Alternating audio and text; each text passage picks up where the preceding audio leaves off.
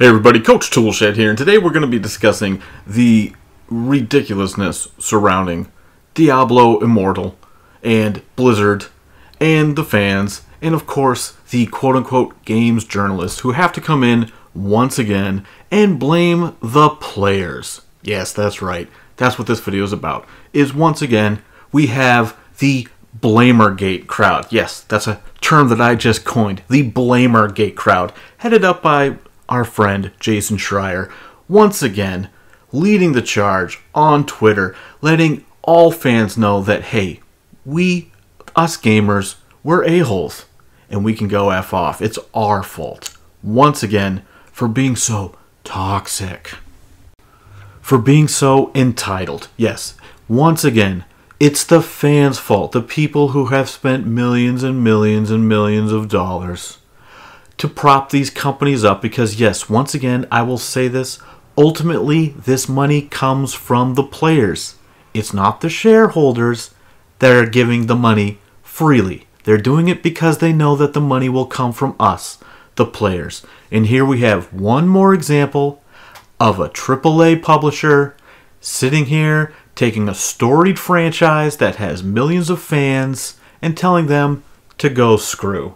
And if you don't like it, you can sit down and shut up because you're a toxic gamer, because you don't want a mobile game. Oh, you are just the worst. You're so entitled because you want to spend your money in a certain way and not the way that they want you to spend it, on microtransactions in a mobile game. Let me help you out, Activision. Let me help you out, Blizzard. Nobody is happy about a mobile Diablo game except for you, because you know that it's a cheap and easy way for you guys to rake in millions while sitting on your asses doing nothing. This is just like the Command and Conquer situation, where the publisher comes down and they're like, "Oh no, you guys definitely want this mobile," and people are like, "No, we definitely didn't want this. We wanted a full-fledged game." And they're like, "No. You guys, this is what you guys want. Trust us. This is what you guys want." And then you had Bethesda. "Oh, you guys wanted Elder Scrolls? Wow. Sorry, but here's a mobile game. You guys can play Elder Scrolls Blades. It's a dumbed-down version, and there'll be microtransactions, but you guys can have fun with that because we're not going to make the game that you guys actually want us to make. We're going to make this other game. And I'm not even going to get into Fallout 76. I'm going to keep it on Elder Scrolls with Elder Scrolls Blades because, heaven forbid people want an actual Elder Scrolls game. No, we're going to give you Blades instead. Thanks, gang. And now here we go with Blizzard and Diablo, when fans have been waiting a very long time for Diablo 4, and Blizzard was even teasing this before BlizzCon, sort of maybe getting fans' hopes up that maybe they were going to have an announcement for it. And then when it came time to reveal Diablo Immortal at BlizzCon, it was answered roundly by a chorus of boos throughout the auditorium. And then we got into the meme territory, where one of the developers, Wyatt Chang, had the audacity to sit there and start, "What, you guys don't have mobile phones? Do you guys not have mobile phones? Are you serious?" Of course the people in that audience have mobile phones. You know what else they have? Gaming PCs, which they built to play games like yours, or games like you used to provide them. That's what they also have. They have PCs because the people who take time and money to go to BlizzCon are probably PC gamers, because Blizzard is a PC-centric company and has been for decades. And then a fan had the audacity to go in the Q&A session and mildly ask them, "Hey, I was just wondering, is this an out-of-season April Fool's joke?" And he just sat there. He wasn't sitting there smirking. He was just making a little sort of wry joke, because he was obviously disappointed in the announcement, like everyone else in that auditorium appeared to be. And now this has turned into another example of the games journalists and the games media blaming players, because apparently his question was bullying and he was demeaning the hard-working developers on stage. Because once again, we have to worship and praise game developers for everything they do, apparently. I'm sick to death of the talking heads at these media sites romanticizing the games development industry. They are selling us a commercial product. They're not gods. Stop worshiping them. Stop blaming players when they get upset because a game has been announced that nobody wanted, that nobody asked for, that only is going to benefit the publisher. And I just did a video about Jason Schreier a couple weeks ago with the whole Assassin's Creed nonsense when he was blaming players because we're so entitled because we don't want microtransactions in the game. And here he is now, once again, telling players that we're a-holes. And all his other buddies, all from the San Francisco media elite out there, for the games journalists, who have to tell us, it's the toxic culture around gaming.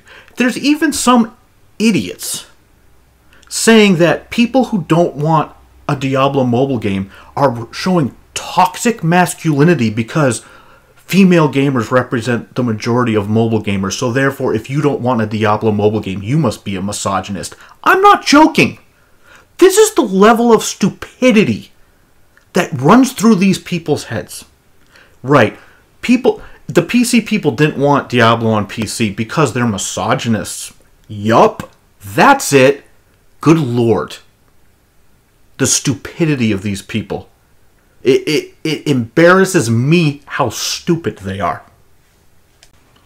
It's also completely ridiculous that these people have so little self-awareness that they don't understand that the language they're using and the vitriol that they are spewing is a million times harsher than the question that guy asked at BlizzCon. They're acting... You would have thought that the guy pulled out a gun and shot somebody. The way they're acting. Go and watch the clip yourself. I'm not going to show it because I don't want to get into... I don't show other people's clips for copyright reasons.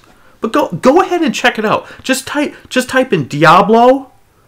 Is this an April Fool's joke? And the clip will come up. The guy it's the most mild-mannered question of all. The guy didn't even have like a smirk on his face or anything. You could tell by looking at the guy that he's genuinely an upset fan who's trying to hold it in. And he's just trying to just tell a wry joke to try to wring some humor out of a situation that he's probably not. He probably flew out there hoping for a Diablo 4 announcement.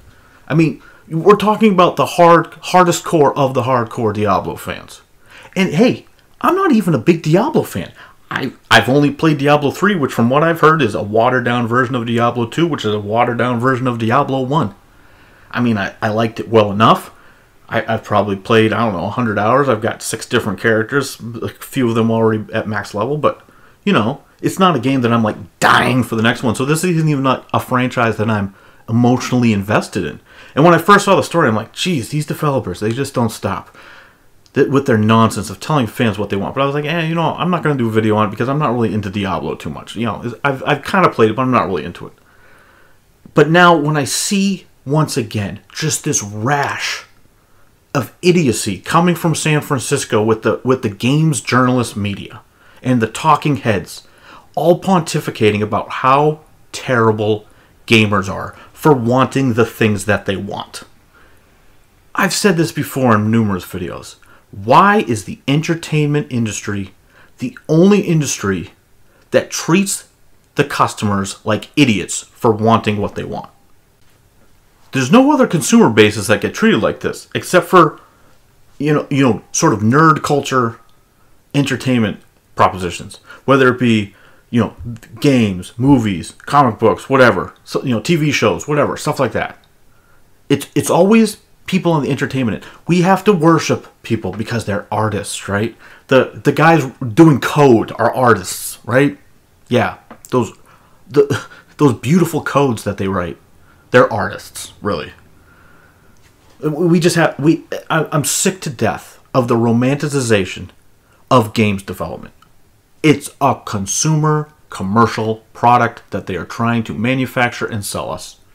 Stop acting like it's anything else.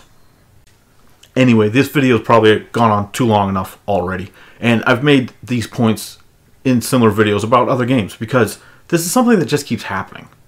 Just another example of game developers selling us only what they want and not what we want. And I'm sick of it. But what I'm really sick, I can even sort of forgive them because that's going to help their bottom line. But when it comes to the games journalists who suck up to these guys just to get more access, just to keep getting their free review copies, and they turn around and blame players. It's always the players. It's always the players. It's always the players. We're to blame. It's Blamergate. That's what I'm using. Blamergate. And the next game that comes out, it's going to be the same thing. You're going to have Jason Schreier and all his little buddies out there who pat him on the back for his great journalism. Thanks, Jason, for another great story. You're going to have another round of that with the next game when another developer comes out and announces that their game's going mobile. Or it's going to be another stupid thing that nobody asked for. And once again, I'm tired of hearing the opinion of people who don't actually pay for any games telling me how I should spend my money and what sort of games I should want. Stop telling me what to do, because you don't pay for any of it.